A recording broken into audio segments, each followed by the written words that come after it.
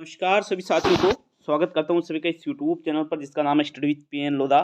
साथियों, रीट मेंस का जो एग्ज़ाम हुआ लेवल 1 का, तो उनमें से आपने देखा होगा आंसर की भी आ चुकी है अलग अलग संस्थान की, कोचिंग वगैरह की, तो आपने मिलान भी किया होगा। लेकिन लगभग 150 में से 10 प्रश्न के लगभग ऐसे प्रश्न हैं जिनका एग्जैक्टली आंसर नहीं अभी तक आया है। साथियों, हो सकता है उन प्रश्नों का आंसर या तो चेंज होगा, अभी तक बिल्कुल क्लियर नहीं है, चाहे कोई कुछ भी उसका आंसर बता रहा हो, पहला दूसरा तीसरा ऑप्शन। उन 10 प्रश्नों के बारे में बात करेंगे। मैं ये दावा नहीं करता हूं कि इन 10 प्रश्नों पर बिल्कुल 100% बोनस मिलेगा, नहीं। एक दो प्रश्न में तो बोनस मिलेगा, उसमें कोई डाउट नहीं है। लेकिन कौन कौन से वो 10 प्रश्न हैं जो अभी भी कंफ्यूजन में हैं और जो पूरा समीकरण वर्तमान में चल रहा है, तो वो ऊपर नीचे कौन से 10 प्रश्न करने वाले हैं, उन 10 प्रश्नों को देखेंगे साथियों आज के इस वीडियो में। तो चलिए शुरू करेंगे आज के इस वीडियो को। पहला प्रश्न इनमें से कौन सा है साथियों, देखिएगा। इनमें से एक प्रश्न आपके आया था कि जब आप एक्सेल फाइल को वर्ड डॉक्यूमेंट में इंसर्ट करते हैं तो डेटा होते हैं। इसमें विकल्प थे, एक शब्द तालिका में रखा गया, लिंक्ड, हाइपर लिंक्ड और एम्बेडेड। देखो, इस प्रश्न का आंसर जब मैंने आंसर की बनाई थी तो इस प्रश्न का आंसर मैंने आपको लिंक्ड बताया था, जो कि वर्तमान में और भी विभिन्न जगह से जब जानकारी प्राप्त की तो इसमें लिंक्ड ही आंसर माना गया है। लेकिन कुछ जो अलग अलग संस्थान हैं, कोई इसका जो आंसर है हाइपर लिंक्ड भी मान रहा है, कोई एम्बेडेड भी मान रहा है। हालांकि इस प्रश्न में बहुत ही कम चांसेज है कि इसका आंसर बदलेगा। लगभग इसका जो आंसर है साथियों, इसका लिंक्ड ही रहेगा, लगभग क्या 99%। तो एक प्रश्न तो आपके ये था। दूसरा प्रश्न अगर हम देखें तो दूसरा प्रश्न साथियों, इस प्रश्न पर विशेष ध्यान दीजिएगा। एमएस वर्ड में कंट्रोल प्लस बराबर की का प्रयोग किया जाता है फॉन्ट साइज के लिए, सुपर स्क्रिप्ट के लिए, ऑल कैप्स के लिए और सब स्क्रिप्ट के लिए। तो जब मैंने इसके आंसर की बनाई थी, इसका जो आंसर है आपको सुपर स्क्रिप्ट बताया होगा लगभग। साथियों, इस प्रश्न का आंसर जो है आपको सब स्क्रिप्ट भी मिला होगा, और बिल्कुल इस प्रश्न का आंसर मैंने तो सुपर स्क्रिप्ट बताया था। जब वापस इसको अच्छे से चेक किया तो साथियों इस प्रश्न का जो आंसर है सब स्क्रिप्ट ही आया। तो इसका आंसर चेंज कर लीजिएगा, जो आपने मिलान किया था बिल्कुल इसका जो आंसर है ये सब स्क्रिप्ट रहेगा साथियों। जो अगला क्वेश्चन आया है वो इनमें से कौन सा है, तो भाई ये क्वेश्चन शिक्षा मनोविज्ञान से संबंधित, इस क्वेश्चन का आंसर अभी तक बिल्कुल भी क्लियर नहीं है। प्रश्न इसमें यह पूछ रहा था कि शैक्षिक मनोविज्ञान की प्रकृति के लिए सही नहीं है, तो ये वैज्ञानिक विधि का प्रयोग करता है, ये तो बिल्कुल सही है भाई, ये तो आपका आंसर नहीं होगा। अब इसमें आपको ये भी आंसर मिल रहा होगा कि यह हमेशा सत्य की खोज में रहता है, और मैंने बिल्कुल ये आंसर बताया था। आपको ये भी आंसर मिल रहा होगा यह सकारात्मक विज्ञान की जगह एक नियामक विज्ञान है। यह आपको आंसर अलग अलग की में मिला होगा साथियों, और कुछ की में आपको यह आंसर मिला होगा कि यह एक सुसंगठित, व्यवस्थित एवं सार्वभौमिक तथ्यों का एकीकरण है। तो ए वाला भी बहुत सारे इसका आंसर बता रहे हैं, सी वाला भी बता रहे और डी वाला भी बता रहे। इसका मतलब ये जो क्वेश्चन है अभी तक क्लियर नहीं है कि इसका जो आंसर है वो अधीनस्थ बोर्ड क्या इसका उत्तर मानेगा कि हमेशा सत्य की खोज में रहता है, सकारात्मक विज्ञान की जगह नियामक विज्ञान है, और एक सुसंगठित, व्यवस्थित एवं सार्वभौमिक तथ्यों का एकीकरण है। मेरे हिसाब से इसका आंसर डी वाला ही माना जाएगा। बाकी कुछ आंसर क्यों में सी वाला और ए वाला भी इसका आंसर दिया हुआ है साथियों। नेक्स्ट जो क्वेश्चन देखें तो वो क्वेश्चन था फुल फॉर्म ऑफ आईईपी। तो देखो, आईईपी का जब फुल फॉर्म मैंने आपको बताया था तो उसमें मैंने बताया था इंडिविजुअल इवोल्यूशन प्लान, ठीक है। बट साथियों आईईपी का मैं आपको बताऊं तो आईईपी की लगभग गूगल पर 20 से ज़्यादा फॉर्म है, 20 से ज़्यादा फॉर्म लिखी हुई है आईईपी की। अब ये जो क्वेश्चन है जो अधीनस्थ बोर्ड ने जो उठाया है प्रश्न, जहां से उठाया है वहां पर इसकी जो फुल फॉर्म होगी वो आंसर माना जाएगा। 20 से भी ज़्यादा फॉर्म इसकी देखने को मिलेगी आपको गूगल में साथियों। इंडिविजुअल इवोल्यूशन प्लान मैंने इसका आंसर बताया था, हालांकि लगभग ये इसका आंसर नहीं है।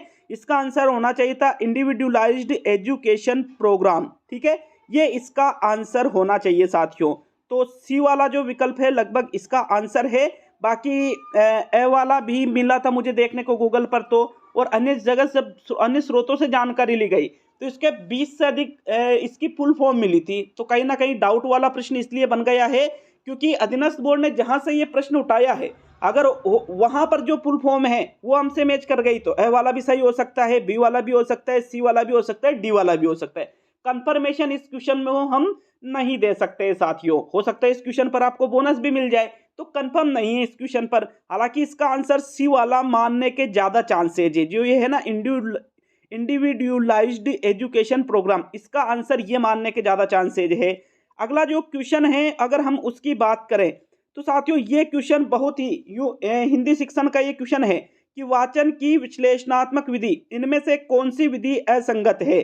तो देखो और बोलो विधि, वाक्य विधि, कहानी विधि और ध्वनि साम्य विधि।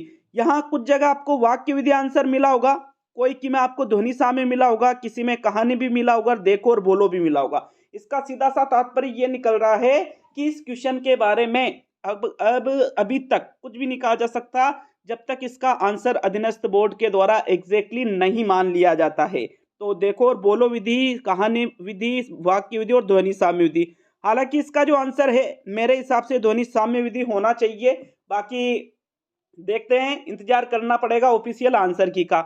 और मैंने आपको जब एक कट ऑफ का वीडियो बनाया था तो मैंने आपको बोला था कि लगभग 5 से 7 क्वेश्चन तो ऐसे हैं जो क्लियर नहीं है, और वो मेरे नहीं, वो किसी के भी क्लियर नहीं है।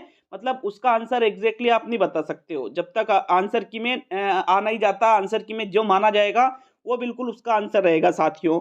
अगला जो क्वेश्चन है वो आया था आपके विद्यालय पाठ्यक्रम के विषयों के शिक्षण एवं अधिगम में खोज उपागम के उपयोग को लोकप्रिय बनाने का श्रेय किसको जाता है। Jerome S Bruner, H E Armstrong, Jean पियाजे और थॉर्नडाइक। साथियों इस क्वेश्चन का आंसर मैंने एच ई आर्मस्ट्रॉन्ग बताया था भाई, वो जब आंसर की बनाई थी तो पेपर के तुरंत बाद बना दी गई थी। अब वहां पर खोज उपागम का नाम देखते हैं कि भाई खोज विधि के बारे में ऐसा सोच लिया गया, और लगभग अधिकतर जो स्टूडेंट है उन्होंने इसका आंसर एच ई आर्मस्ट्रॉन्ग लगाया है। और हालांकि उस टाइम पे मैंने इसका आंसर एच ई आर्मस्ट्रॉन्ग बताया था, लेकिन जब इसको अच्छे से चेक किया तो इसका आंसर साथियों जेरोम एस ब्रूनर निकला। भाई इसका आंसर चेंज होने वाला है। एच ई आर्मस्ट्रॉन्ग जो भी बता रहे हैं गलत है इसका आंसर। इसका बिल्कुल सही एग्जैक्टली आंसर माना जाएगा जेरोम एस ब्रूनर, और यही आपका इस प्रश्न का बिल्कुल सटीक उत्तर होगा साथियों, कोई डाउट नहीं है इसमें। ठीक है, इसको चेंज कर लेना भाई आप। अगला जो क्वेश्चन है वो आया था ये कि एक परीक्षक बोर्ड परीक्षा में निबंधात्मक प्रश्नों की जांच हेतु अंकन योजना का उपयोग करता है। परीक्षक छात्र द्वारा दिए गए उत्तर की विशेषताओं की तुलना अंकन कुंजी में दिए गए उत्तर की विशेषताओं से करने के बाद अंक प्रदान करता है। परीक्षक द्वारा यह मापन की किस विधि का उपयोग किया गया। बिंदु विधि, ग्रेडिंग विधि, रेटिंग विधि और प्रतिशत विधि। तो भाई ऐसा है, इस प्रश्न का जो आंसर है आपको अलग अलग देखने को मिल रहा होगा।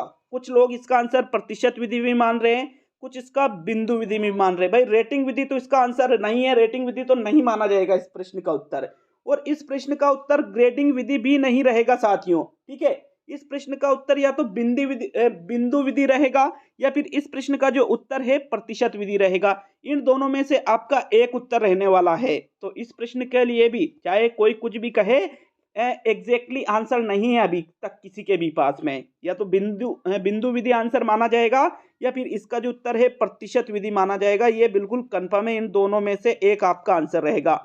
नेक्स्ट जो क्वेश्चन था वो था राजस्थान के खिलाड़ी धनंजय दर्जी जो हाल ही में खबरों में थे किस खेल से संबंधित है। साथियों इस प्रश्न का जो आंसर है, कुछ लोग क्रिकेट बता रहे, कुछ लोग फुटबॉल बता रहे, कुछ लोग हॉकी बता रहे, बैडमिंटन कोई नहीं बता रहा है। मतलब इसका भी एग्जैक्टली आंसर नहीं है, क्योंकि क्रिकेट, फुटबॉल और हॉकी किसकी बात की जा रही है, धनंजय दर्जी की बात की जा रही है। और धनंजय दर्जी की अगर हम बात करें तो साथियों जब इसको चेक किया गया तो धनंजय दर्जी का तो नाम ही नहीं मिल रहा है। ठीक है, तो ये प्रश्न भी एक डाउटफुल प्रश्न है। इसका जब तक आंसर की में एग्जैक्टली उत्तर नहीं आ जाता, या तो हॉकी हो सकता है, क्रिकेट भी हो सकता है और फुटबॉल भी हो सकता है। भाई जो प्रसिद्ध खिलाड़ी है उनमें नहीं आते हैं धनंजय दर्जी। ठीक है, नेक्स्ट जो क्वेश्चन था वो क्या क्वेश्चन था, ये जो क्वेश्चन है ना, सही विकल्प का चयन कीजिए। इस क्वेश्चन में 2 आंसर मानने पड़ेंगे। इनको क्यों मानने पड़ेंगे, क्योंकि इसमें ये कह रहा है मानक संबंधित मूल्यांकन में निर्देश के अंत में परीक्षण का उपयोग, निर्देश के अंत में परीक्षण का उपयोग करें तो उसको योगात्मक ही कहा जाएगा, और निर्देशन के दौरान परीक्षण का उपयोग कर रहे हैं तो उसको योगात्मक नहीं कहेंगे। निर्देशन के दौरान परीक्षण का उपयोग कर रहे हैं तो उसको रचनात्मक कहेंगे। तो बी वाला भी सही है और डी वाला भी सही है, भाई सी वाला भी गलत है। अंत में जो कर रहे हैं उसको रचनात्मक आप नहीं कह सकते। तो इसमें लोगों ने या तो बी वाला लगाया, ये वाला संरचनात्मक निर्देशन के दौरान, या अंत में लगाया योगात्मक। तो इस क्वेश्चन के आंसर मेरे हिसाब से तो दो आंसर है इसके, बी वाला भी सही है और डी वाला भी सही है आज साथियों। तो ये प्रश्न भी एक बोनस योग्य प्रश्न हो सकता है। नेक्स्ट अगर हम क्वेश्चन की बात करें साथियों, तो एक ये लास्ट क्वेश्चन था, speech must preceded listening speaking, speaking writing, reading writing, listening writing. तो देखो स्पीच मस्ट प्रीसीड, इसमें लिसनिंग और राइटिंग तो इसका आंसर नहीं रहेगा। मैंने इसका आंसर हालांकि लिसनिंग स्पीकिंग बताया, कुछ जगह पर आपको ए वाला भी मिल रहा है, कुछ जगह पर आपको बी वाला भी इसका आंसर मिल रहा है और कुछ जगह पर आपको सी वाला भी इसका आंसर देखने को मिल रहा है साथियों। तो ये प्रश्न भी एक डाउटफुल प्रश्नों के अंतर्गत आता है। तो टोटल ये 10 क्वेश्चन थे, हालांकि इनके अलावा जो क्वेश्चन है उनमें कोई चेंजेस नहीं है।